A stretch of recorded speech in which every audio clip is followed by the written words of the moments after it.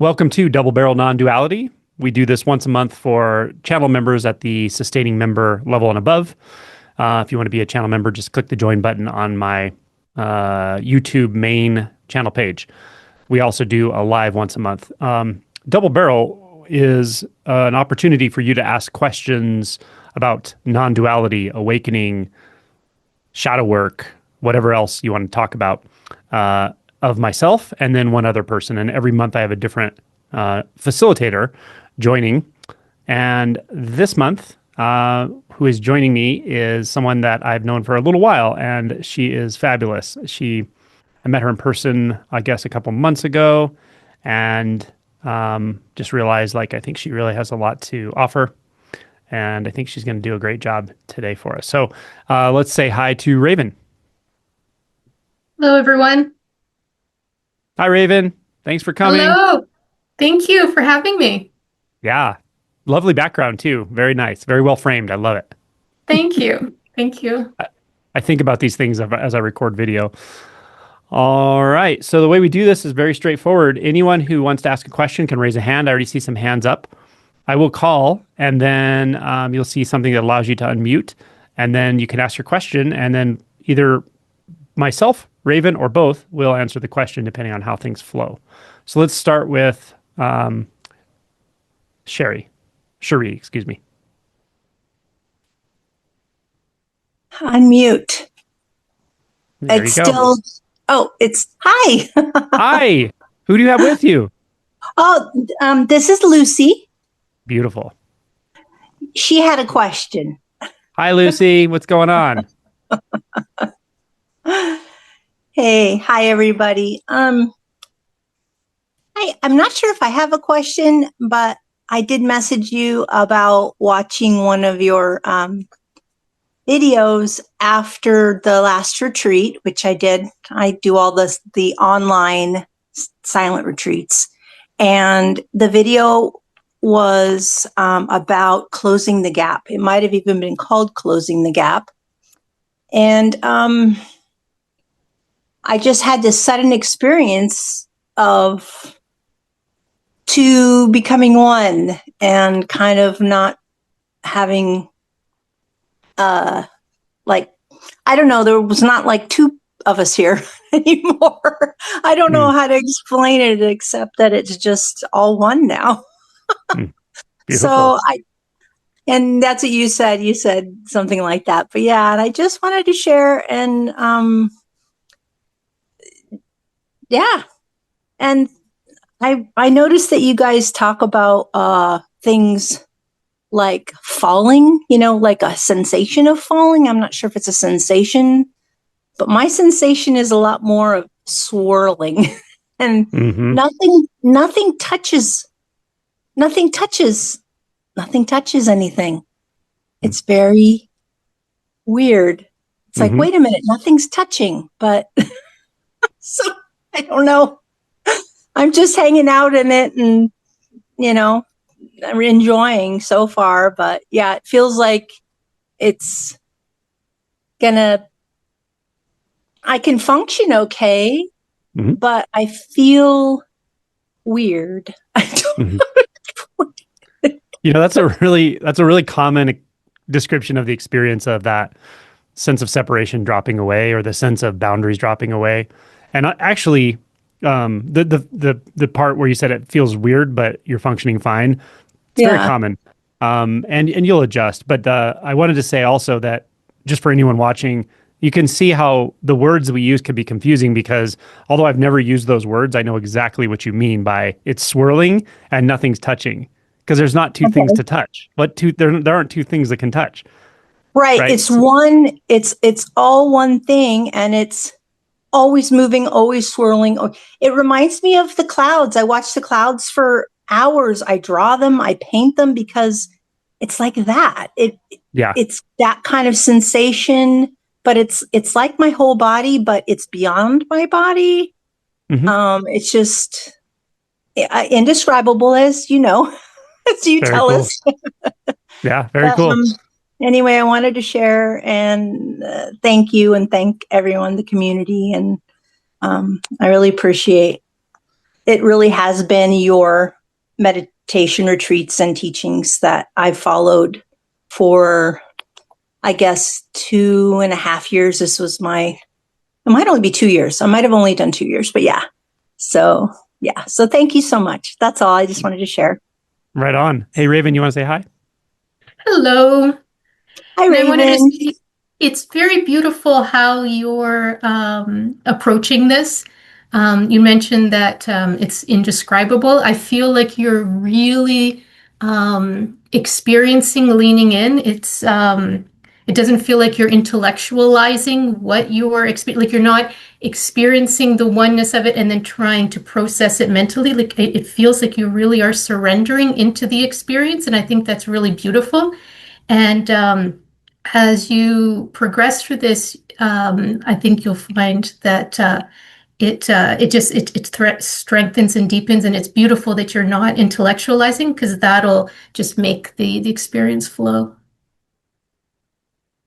I have to think, I don't know, I'm just starting to figure out how everything just keeps going without thinking. So I still think I'm coming in and consciously thinking and directing some of the day.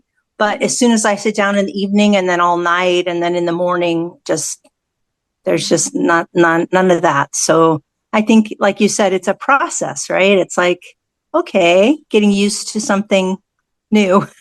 So yeah, yeah. Yeah. So does that sound right? Like it takes some time to relax and let it all happen. I can relax when I'm not busy doing things, but I'm busy doing things and I'm just kind of wondering, like, okay, I don't know. It's hard to describe.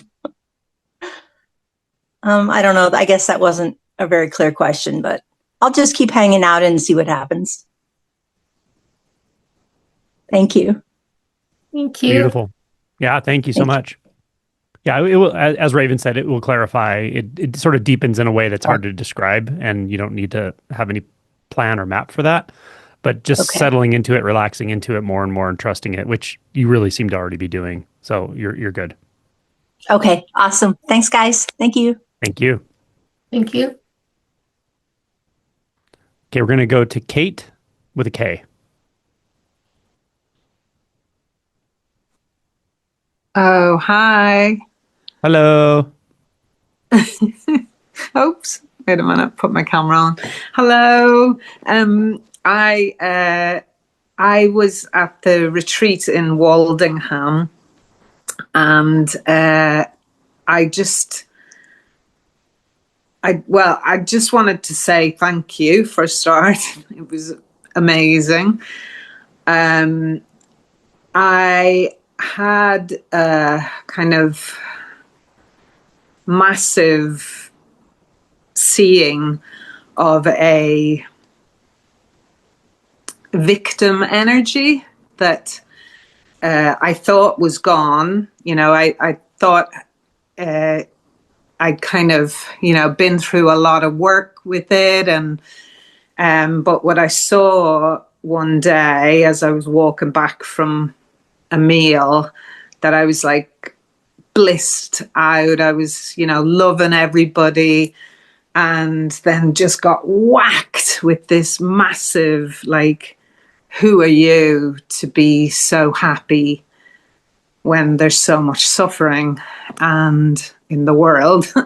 And I kind of sobbed my way through for a while, and then just kind of got curious and said, what is this? What is this thing? And I was like, oh, this is, I'm still being, a victim of, and now it's not a victim from all the bad stuff that happened in the past. It's a victim of, why am I looking to wake up? Why do I get to be joyful. And so I got to sit with that all week.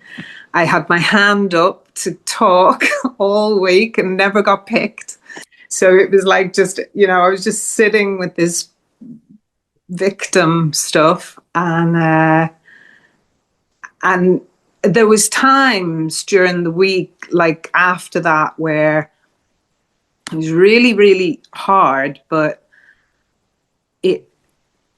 it was like something broke open, and it was just beautiful. I was just loving everything. And I came home, and it was just wild, because there was things like, can I get in? Can I drive? Like I actually got in the car and went, can I drive in this state? And I could. And I went to work, and that blast, that really wide, whoa, has kind of calmed down, although I'm feeling it again now. But yeah. And mine keeps going, oh, you've lost it, it's gone. And then I'm just hearing that, and just going, okay, whatever. Nice. So yeah, and there was one other bit, right, of what I saw as well was that, you kept talking about, what are the feelings that we're, and I've done a lot with anger and a lot with grief. But what I saw was this victim energy was like paired with my inability to really feel joy and be with joy. So, yeah, I've looked up the archetype for joy and read a little bit about that. So yeah, just anything you think maybe I should, Sure. Yeah. Raven, did you want to start, or would you like me to? Oh yes, a lot came up with this. So so there's the experience that you had at the retreat, and then like your current experience. So in the retreat, there were two things that I felt. There was the feeling of feeling the feelings that you were feeling, and then there were the thoughts of who am I to feel joy. So that is a thought, but that feeling of that you were feeling, I think there's two separate things there. What I'm wondering is like, what is your direct experience now? Like, what are you feeling right now? Angelo talks about shadow work, but there's also light work as well. There's sometimes there's barriers that we have to joy and happiness, and so when the feeling is coming up, the that you're starting to feel joy, and then there's this resistance of wait, stop. So when that is happening, my advice would be just to feel it, feel the resistance of it without trying to change it, without trying to get rid of it. Meet it like you're meeting a friend that you haven't seen in a long time who's coming to your house. You're greeting it, you're thanking it, because the things that are the most sticky or irritating or barriers, or they're our greatest teachers, and it comes to be felt exactly at the right time when you're ready to feel it.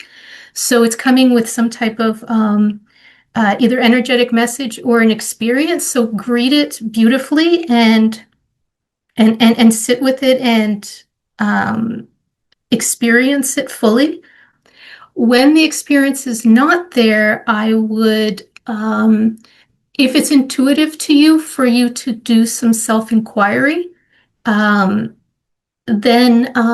some good, maybe some pointers would be try to figure out if there's any beliefs tied into um, the not feeling joy? Like, is there any background beliefs about needing to be worthy to feel love or to feel happiness, that you need to deserve it? Any of those type of kind of beliefs and thoughts, that would be kind of beneficial to kind of look into. But when the actual experience of that joy coming up and that resistance, I would just go straight to the body and to feel it and to be with it.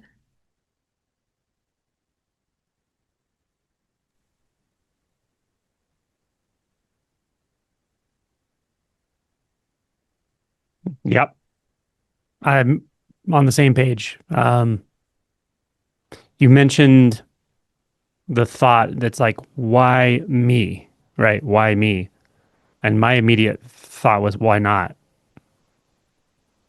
Um, it illustrates so many things in that moment of like the sense of the me apart from everything else, the sense of the me in comparison to everything else, all the judgment that comes up. But as Raven said, in that moment, if you feel the barrier or the resistance pattern that is distracting you from just fully feeling the joy. Like, okay, so when joy is suppressed, it's so obvious, right? It's in some sense it's so obvious we don't even notice it until we do. But once you start to notice it, it's so obvious that although in this moment there's no reason I should not be feeling joy, and yet I feel this something quite other than joy.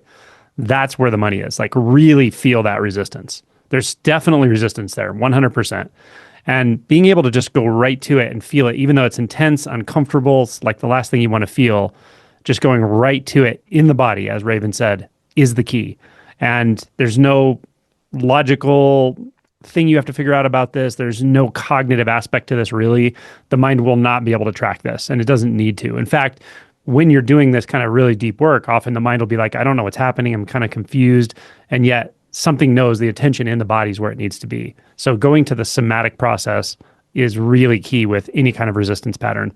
And your instinct that joy is okay, fundamentally okay, and it's part of the human experience is good. It's a good instinct. So it's just a matter of like, okay, well, what's filtering it in this moment? When the moment comes, it may not be happening right now at all, but you'll see it again. Like this will pop back up, almost certainly. Is that helpful?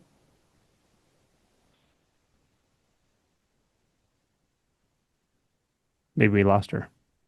Nope, she's still there. Was it?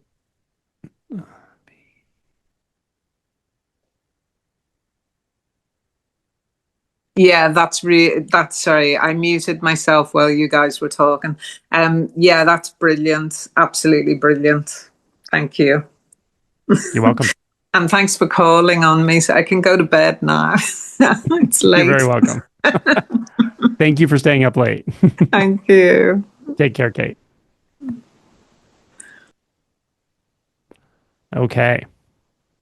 Let's go to the center. We're going to go to the garden goblin.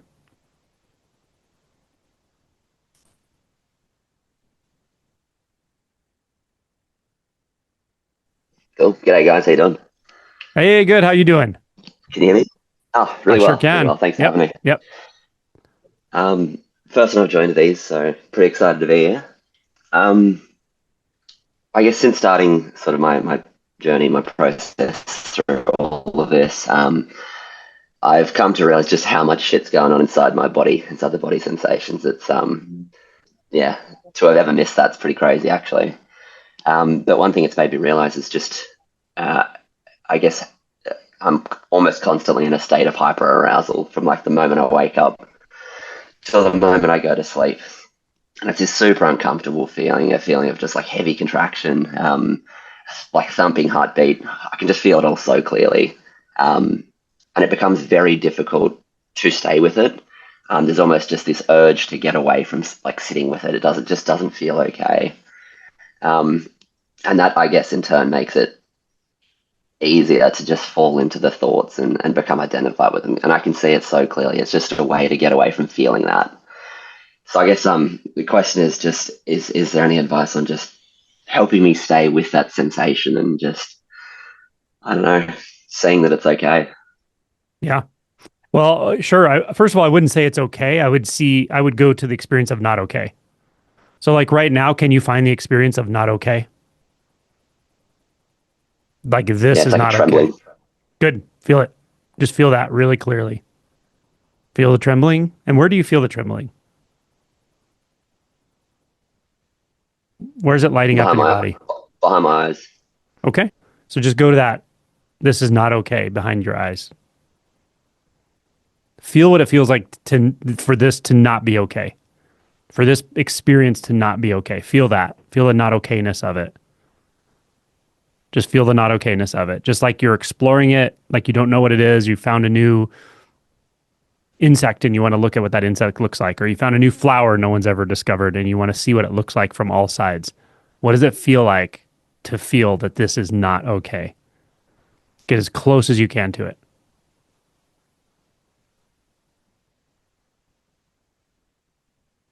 And as you do that, just keep alert and tell me what comes up for you. Yeah, the mind is trying so hard to figure it out. It's all it wants to Uh-huh. do, and it Yeah, the feels mind so wants to figure overpowering. this Those out. thoughts. Yeah. Do you think, is your instinct tell you the mind can figure this out? Part of me does, and a part of me knows that it never can. Mm-hmm. Okay. Feel that divide between the part that doesn't believe, or the part that knows you're never going to figure this out with the mind, and the part that actually says, I can figure this out. Feel the discord there. Feel how those two don't match up. Feel the mismatch. Feel how it feels like those two can't go together. Yep. Feel the discord. Stay right there. Stay with that. The discord. The friction Feels point. like Stay nothing. with. Feels like nothing at the same time. There's nothing there. Yeah, that's fine. That's good. But feel it. Feel the friction point. Stay at the friction point. It feels like nothing. See if it also feels like something. Stay with it. See if anything else pops up. And stay with your body too. Notice, make sure you have some attention in the body. Feels like there's fear, a lot of fear behind it. Fear. Good. Yep. Feel that fear. Mm-hmm. Feel the intensity of fear. Fear is an intense emotion. But let's just drop the intensity descriptor and just feel it. Fully feel that fear in the body. Just let it have the body. Let it feel however it needs to feel for now.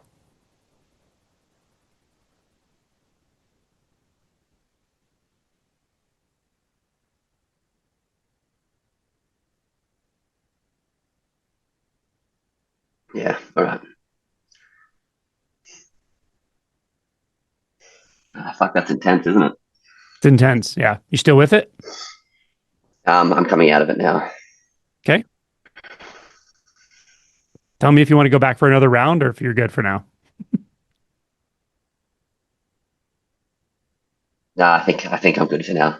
You're good for now. Okay. No problem. Yeah. So that's Thank how you you. do it.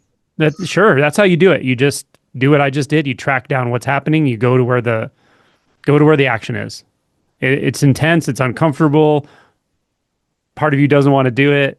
But then if that comes up, go to the part that doesn't want to do it. Feel what it feels like to not want to do this. It's the path. How can I say this? The path to clarity with shadow work is way, way, way shorter than most people realize.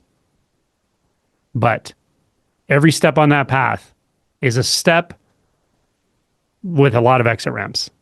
Every step you take, your mind will give you 1,000 exits of how not to take that step.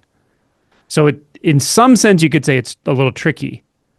But in my experience, people who've had repressed trauma for decades, we can go right to the heart of it in the way we just did. So again, the path is way, way, way shorter than most people realize, no matter how severe the trauma. Okay? Keep that in mind and just do what we just did. That's how you do it. Okay? You have the capacity for that. You can also join circling group or someone else who knows how to help you do that. Yeah. Gotcha. Wonderful. Thank Cool. you. You're welcome. Good on you. Yeah, man. See ya. Okay. We're going to go to David and Elaine. Hi, Angelo, and hi, Raven. Good to Hello. see you. Yeah, it was still basking in the glow of the retreat, so it's fantastic.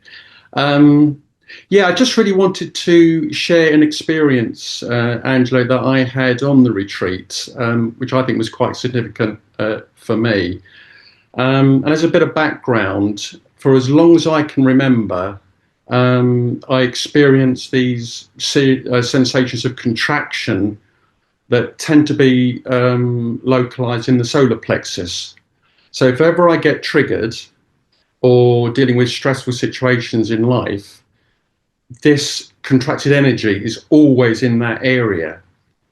But what was significant was after the breakout session with Christine, and we talked about reactivity, she mentioned the fourth and the fifth theta. So that was on the Tuesday. So for the rest of the week, I was basically just focusing my attention on the sensations in that area. On the last full day, when you were doing the metta meditation, I felt this like wave of like energy just moving up through the body. And the contracted energy in the body seemed to have shifted. And it basically seemed to rise up through the body to the heart and the throat area, to the extent where I just sort of had my hand on my heart during that metta meditation. But the contracted energy, when it moved up to the heart area and the chest area, that contraction sort of seemed to have loosened, and it was much, much more of a, almost like an opening sensation. And it was felt like something had sort of loosened and liberated. But also this sort of feeling of being sort of quite emotional, almost like on the verge of wanting to cry. And then the next day, the last full day, you know, we did that kirtan in the evening, and that beautiful, uplifting sort of devotional music. Actually, I'm glad it was quite noisy there, because actually on a couple of occasions, the emotions just rose up and I just broke down and sobbed on a couple of occasions. And it was quite extraordinary, but it felt sort of almost like liberating. So I suppose part of the question would be that, is it just really just keep, I think there's more there. And I think in the past, I've always felt there's this sort of sense of sadness or grief that occasionally shines through the chink in the armor. And I think the armor is this like sense of identity, which has always slightly suppressed it, thinking, oh no, I've got to be in control. You know, I can't lose control. You know, it's going to be almost like embarrassing if I break down and start sobbing. So do you think is just keep focusing on those sensations that rise up in the body, and just see what more unfolds as it might do in a natural way? Sure. Raven, did you want to start, or would you like me to? Did you want to start? I have some things Sure. to add maybe later. Yeah. So David, I think that your process feels so organic that I don't want to mess with it too much. And Right. your intuition is very good and allowing this to play out, and you don't seem to be fighting it in any way that I can see. And so, yeah, it's beautiful. I love that sort of gut level contraction kind of moved up into the heart and opened up through the heart lens, which is beautiful. Generally speaking, the answer to your question is yes, like keeping some attention in those spaces with a kind of warm, open curiosity rather than any kind of probing, intense kind of query or anything like that. Yes. Certainly no need to understand. It's really somatic at this point. I think that's generally the approach. It's like, you know, if some kind of more precise inquiry is needed, I think your instinct will tell you that based on how it's coming up or how something's playing out, or even how something's playing out in the relative in your life, like in your day-to-day situations, relationship, work, vocation, health. If stuff comes up in those spaces, then you may have the sense that, okay, more precise inquiry or relational work may be helpful. But short of that, I think you just feeling into you and meeting you and so forth. I think your instinct is very good, and just staying with those sensations, trusting the somatic processing that is reasonably automatic. I think that's where the money is for you. Great. I think the thing is that uh, on one level, I just have no idea where this emotion is coming from. It seemed, I suppose I could define it as almost like a sadness or a grief, but I just have no idea where that's coming from. But is it sufficient just to say, well, maybe you don't need to know where it's coming from? Because it's only the mind, I think, that probably is going to try to come up with an answer and say, oh, that's because of X, Y, or Z. Yeah. But is it enough to agree with the same sensations? Yeah. Generally speaking, the answer is yes. You don't Yeah. need to know about it. You don't need to track it down.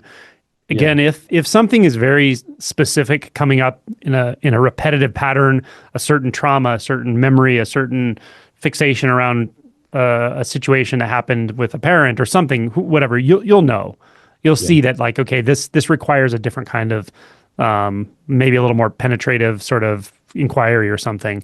But generally speaking, when we're doing, say, deep shadow process, circling, things like that, a lot of times very, very intense somatic stuff comes up, intense emotional stuff comes up, and we don't even really know where it came from, but it doesn't matter. It's more about seeing that you have the capacity to experience that at all levels. That's really what the process ultimately is. So, yeah. Great. Well, thank you so much for your response, Angela. Thank you. You're welcome. Raven will give you some info too. And once you see Raven's face, just say hi again so that she can I see will your do. face. Yeah. Okay. Hi, Raven. Hello. Hi. Can you see? Yeah, you Hello. see me? Yes, I can see you. So what Good. I was going to say, same thing, everything that Angelo had said as well. The fact that it went to the heart too shows just the opening. Adyashanti talks about the redemptive heart or the Yeah. spiritual heart. Yeah. This process of awakening is like everything is here. We're not gaining anything. It's more of letting go of things. So you can't really like awaken with like a so as this it, it opens the heart, Yeah. and as that opens, you're touching into feelings, emotions, and there's a greater connection with just the existence of all. So sometimes that grief that you're feeling is not even yours. Mhm. It's because you're opening the heart to you're losing that division, that duality of yourself and others. And so I think that's what it is, and that's beautiful. That's beautiful that you're touching into that. And like Angelo said, it feels like you're not resisting it, like you're really it's a gift. It's a gift that your heart is opening in that way. And I would just when that grief, when that sadness, or when that feeling comes, just hold it like a newborn, just that beautiful newborn, because that vulnerability, that peaceful purity of heart that you have, it's asking to be held and to be loved. Well, thank you so much to you both. Much appreciated. You're very welcome. Thank you. Bye, Lane. Hi, darling. All right. Let's go to Majid.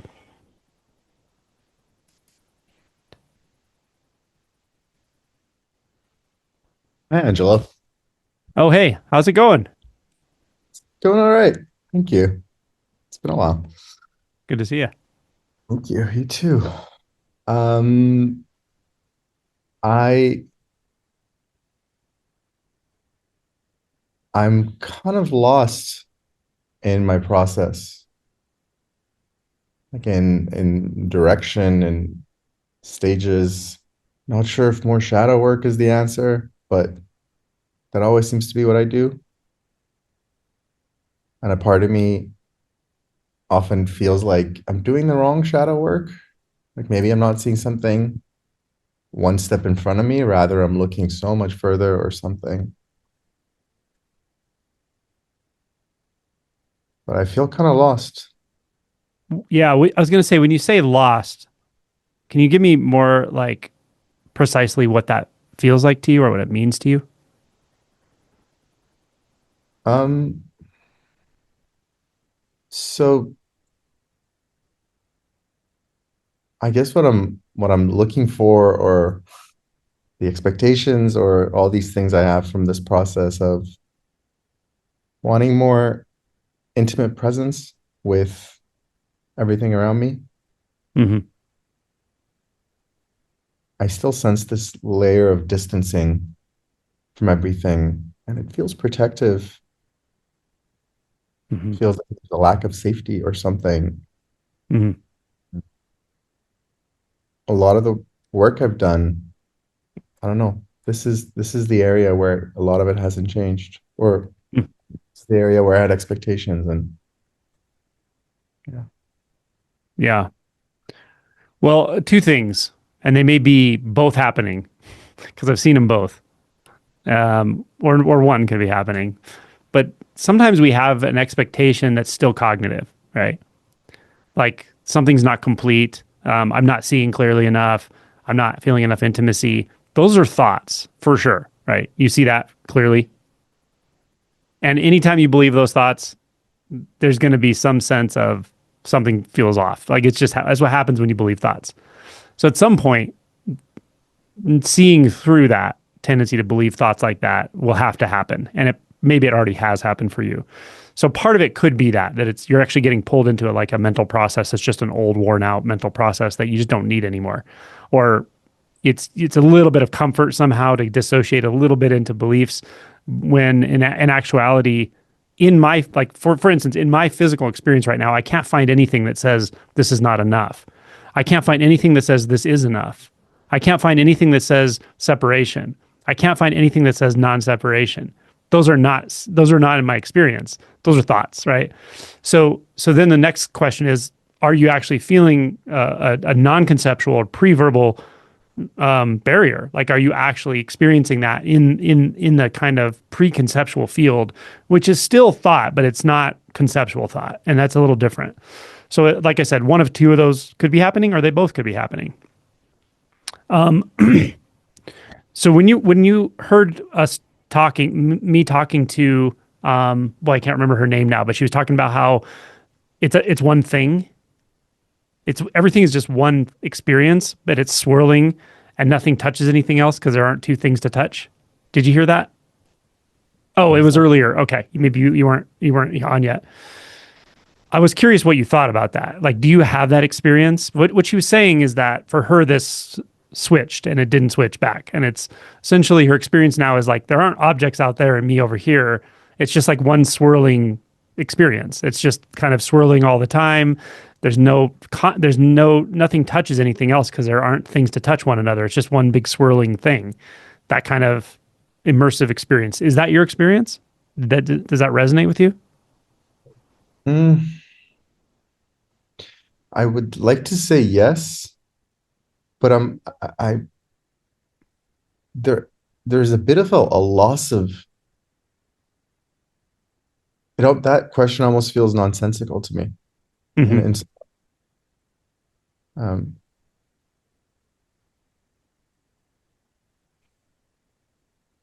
When you look out into your visual experience and look out there and whatever's in front of you, do you see objects? Do you see something that is clearly apart from you, no. distinctly?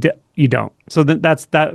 So that first barrier is gone. The sense of separation, which is what I thought after conversing with you a few months back. Like I didn't have the sense that you operated that sense of separation. So I actually think for you, it is a little more strangely the cognitive side of things, like that you're believing the thoughts that say something more should be here, or I'm not experiencing something fully in the way I should be. But those are thoughts. Like this is it. Like it doesn't get better than this. It doesn't get worse than this. It's not going to evolve from this. It's just this. Yeah. But the belief that it could be other than this. This is the 10th fetter. I mean, this is like the final fetter, right? The belief that it could be other than this causes all the trouble. That's more fundamental than the sense of a separate self. It's very fundamental. And really, that's kind of what you're saying. That's what I'm feeling from you. That there's just some sense that things could just be a little better. Like it could just be a little more intimate. It could be a little more this, a little more that. You could do that forever, and everybody does it all the time, but they also bury it under layers and layers of identity. Like that's endless seeking, right? But really, really deeply, deeply at the deepest place, registering like this is it. That's when you can really finally see that this is all that has to be. It's more than enough. You'll never know that it's more than enough. You'll never have that kind of infinite abundance as long as you're doubting it, right? As long as you're believing one doubt or and so yeah, you've done a ton of shadow work and you've done good shadow work and you're very, very clear, you know. So this gets down to this really precise looking at certain beliefs that just like I said, sometimes you just got to really be honest with yourself and be like, that belief is costing me more than I realize. The belief that something's going to improve beyond this. Does anything can it doesn't even make sense from a non-dual perspective. How the hell could anything change beyond this? It's just this. Your mind is reflecting what's happening and going, it could be different. No, it can't. It's impossible. Nothing will ever be different than this.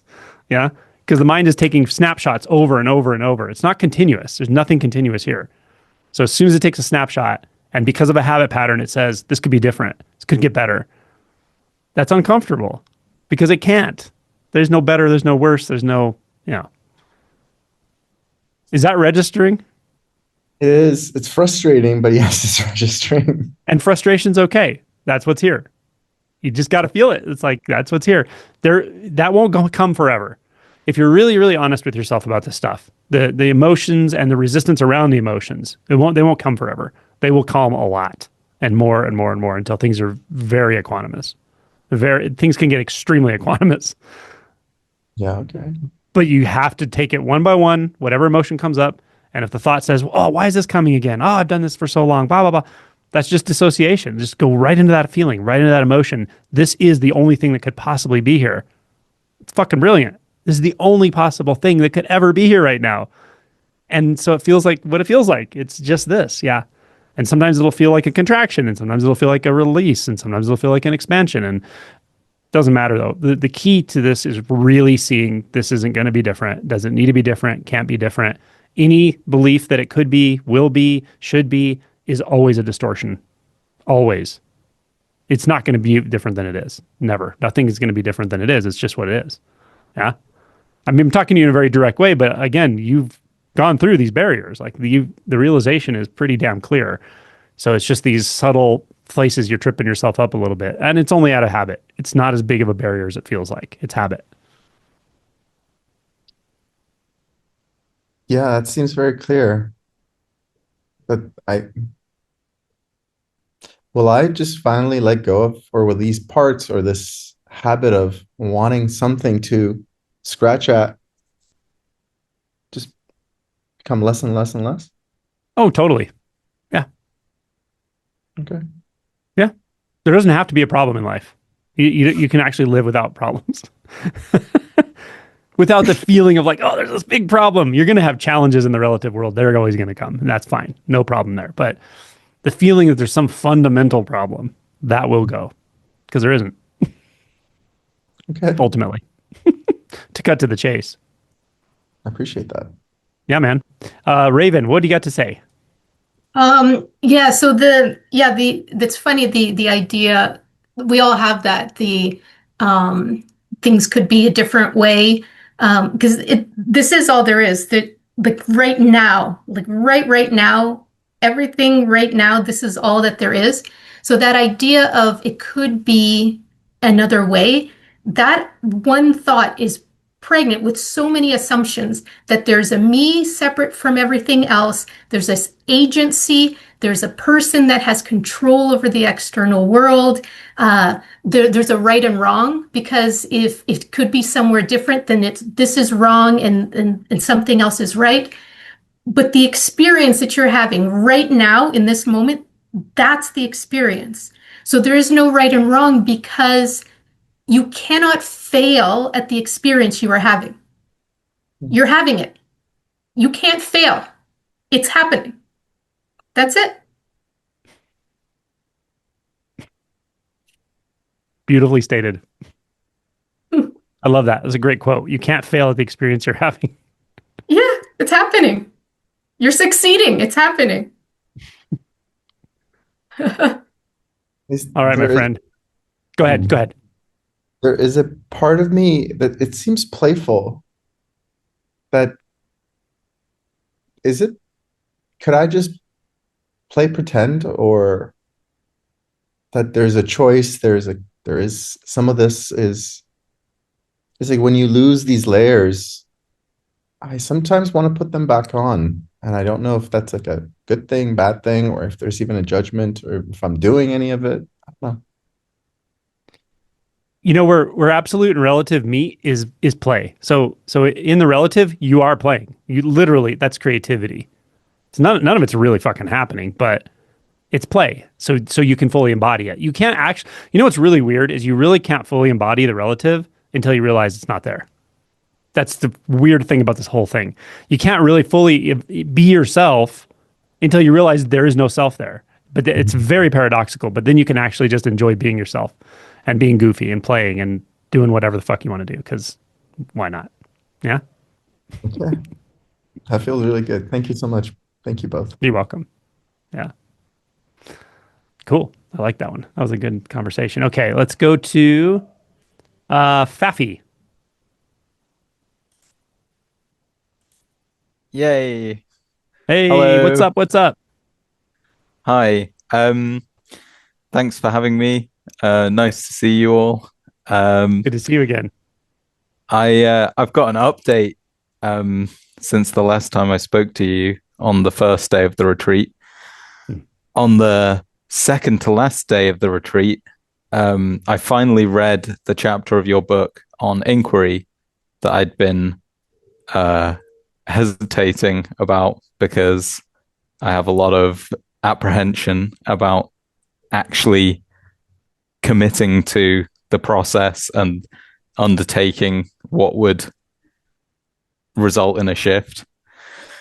And while I was doing that, it was really helpful having the kind of pointers that you gave me around fear, around it and fascination being the same thing intoned differently by the mind.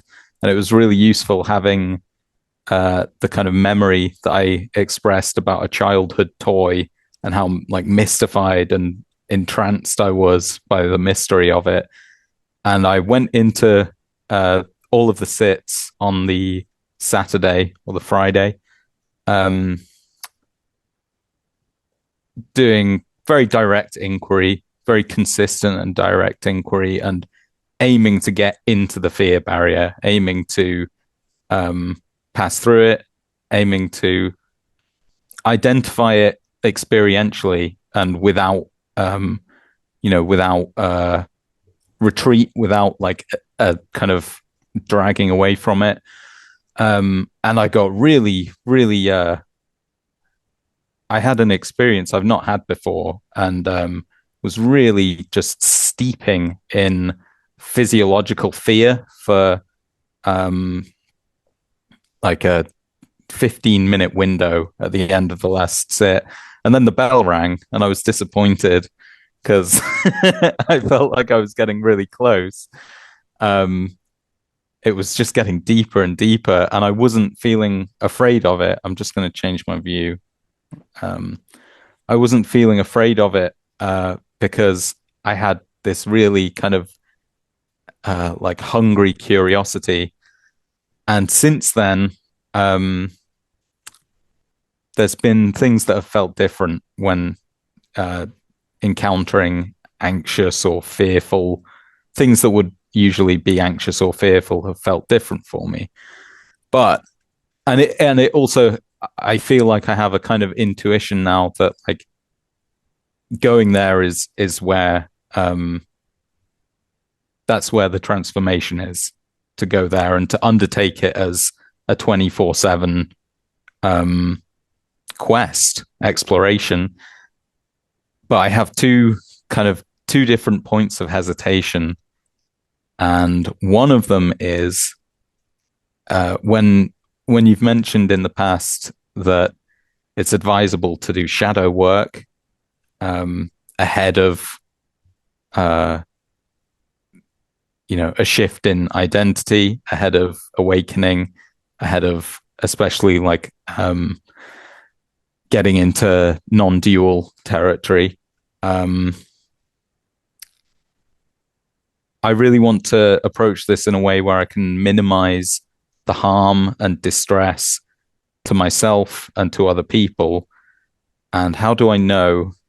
How can I gauge that I can do that? How can I gauge that enough shadow work has happened for that to be as safe as it can be? Okay, that was an easy one for me. Okay. You don't have to worry about that at all. Yeah, I like Really? to say strike while the iron is hot, my friend. When you've gone through that fear barrier and you have that feeling of wanting to go into that one-pointed approach and it's feeling natural to you, don't worry about it. Don't worry about it. Oh, You're not gonna be able sick. to gauge it. You're not gonna be able to like figure it out, like how much shadow work to do before I do.